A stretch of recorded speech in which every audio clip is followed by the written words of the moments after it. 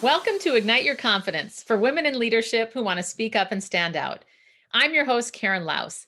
Here you'll get all of the tips and tools that you need to stand out with unshakable confidence. Let's dive into today's episode. Welcome to 5 questions to ask as you prep to speak. This post that I did on Instagram last week was so popular that I decided, why don't I do a whole podcast on this? Because it really is important. Whether you are speaking to a large group or just simply leading a meeting or even having an important conversation with somebody, these are questions that you always want to be asking. It will help you to prepare as much as possible. And I have to admit that I have always been a wing it kind of person, and things have gone pretty well for me, but I will tell you, I have learned over the years that when I actually sit down and take time to prep, it makes a massive difference. And in the past 20 years, I certainly have been spending a lot more time really studying the craft of speaking and honing that myself. And when these tips that I'm about to give you, I have been using, they've made a massive difference. And I also want to thank my past employer, Decker Communications, for spending so much time helping me to learn the best way to present. So thank you, Decker. All right, let's talk about number 1. The first thing is to ask yourself, who is your audience? That is a very important thing. And it's amazing. It might sound pretty simplistic to you, but it's amazing how many people I have heard over time that have the same canned talk that they give to everybody. And you're going to be a heck of a lot more prepared and relevant when you give a talk that has shown that you've done your homework around who your audience is. So for example, what do you want them to gain and take away from what you're speaking on? This gives you bullet points to work from, helps to focus on what's really important to them, and gets rid of the extra fluff or things that maybe you care more about and they really don't. I would also think about some adjectives that would describe them. Are they skeptical? Are they budget conscious? What is it specifically about where they're at right now and who they are, even maybe demographic wise? Are they corporate? Are they entrepreneur? Is it a family member? So many things could be taken from this. In fact, I was thinking about a while back when I was teaching a class on this, where the guy said his whole talk was going to be to convince his wife to get a pool table. And she was vehemently opposed to having a pool table. But the more that we dug into what she cared about, which is actually number 2 now, moving to that, what's the number 1 thing your audience cares about, which helps determine the overall talk. What she cared about most is family coming together, connecting with friends, and having a place to gather, like from a hospitality perspective, having a place where people could gather.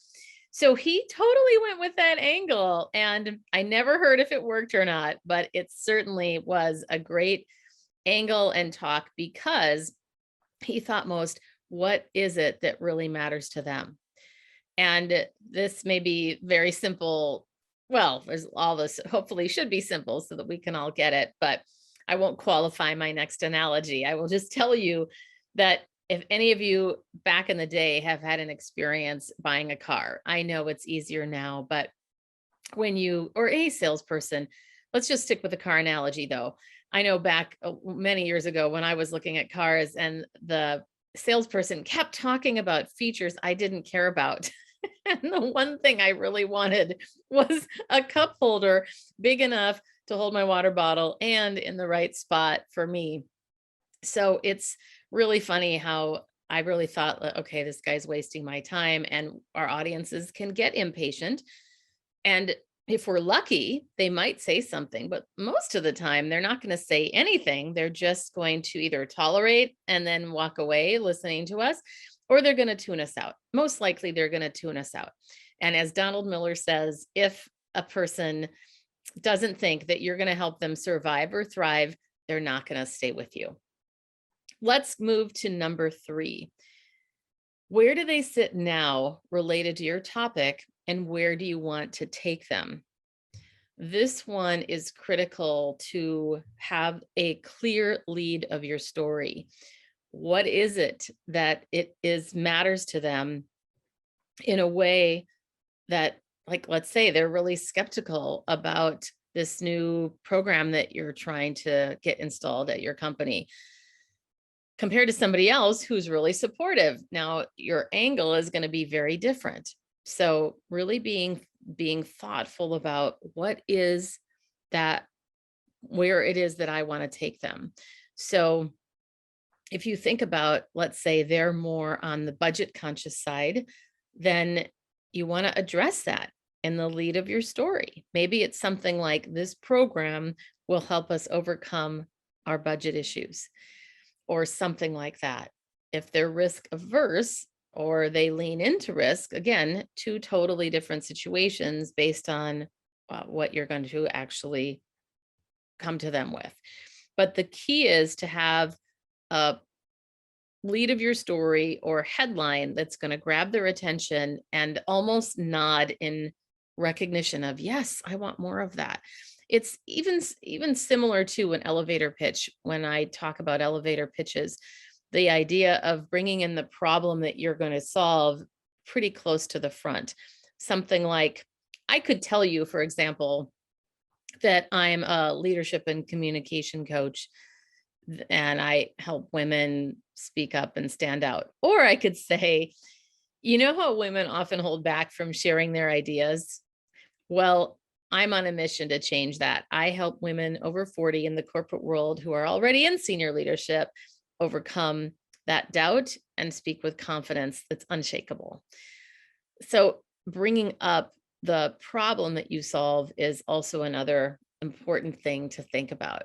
How can you address that very quickly?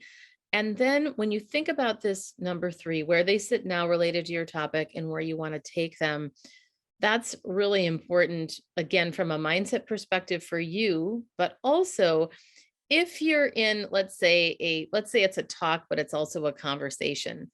This would be a great opportunity to ask questions as well. Or even as you're delivering the talk, if perhaps you don't have the opportunity to ask questions, something like, I know this is where you sit now, or I know this is your perspective, or my understanding is this is where you sit now.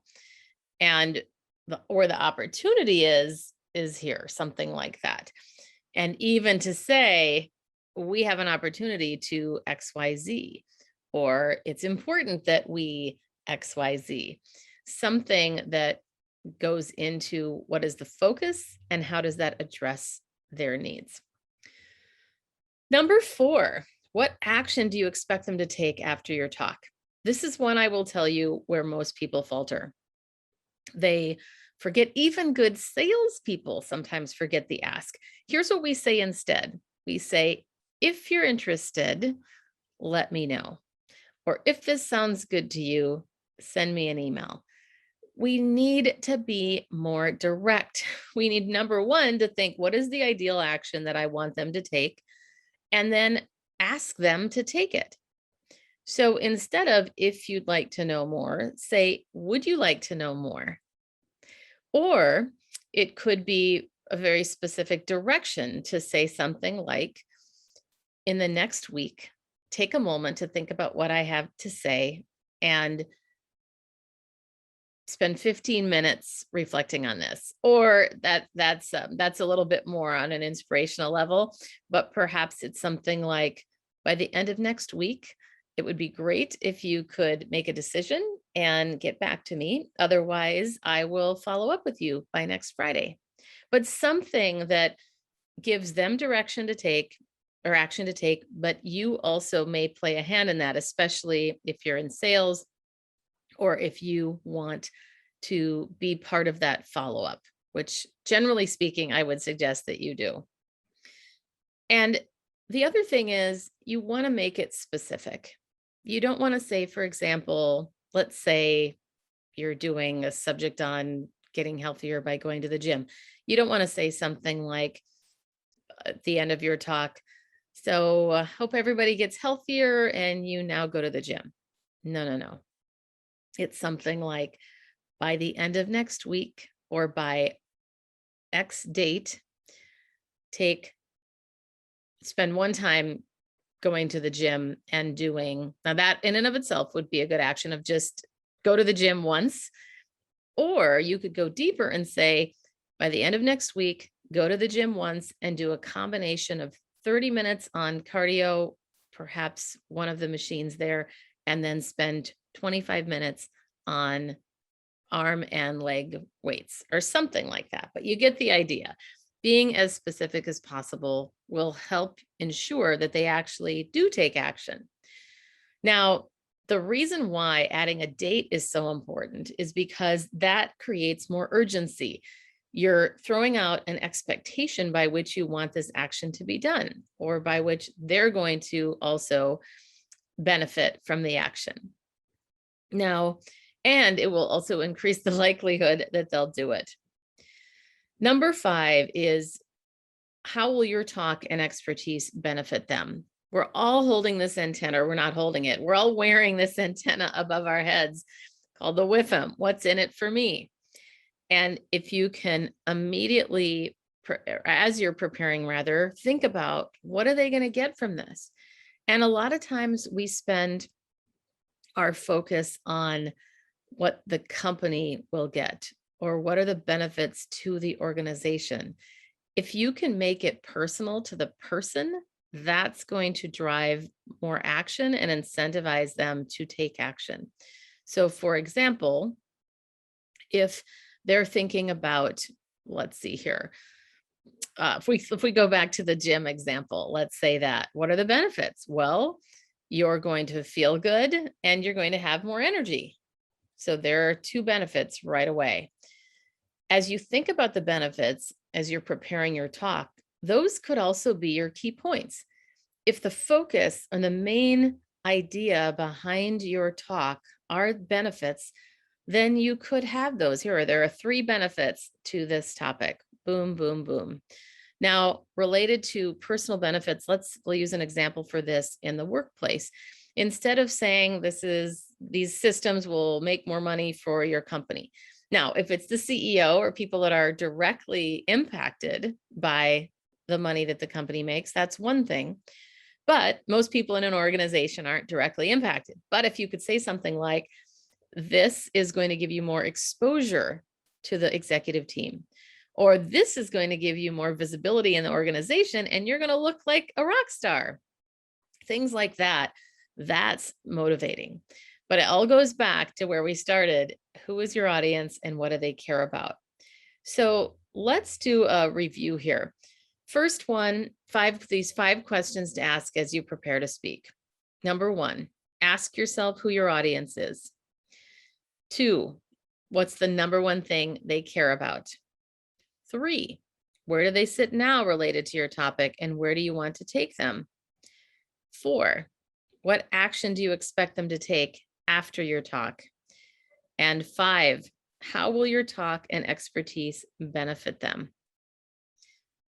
These 5 questions have helped me tremendously and are very important to consider if you've got an important talk or even an important conversation. We forget that in a conversation that it's still important to think about your audience. Many of us just try to wing it like I have done in the past. And I will tell you again, from the perspective of somebody that has winged it in the past, that these questions to prep have helped me tremendously, and they don't take a lot of time.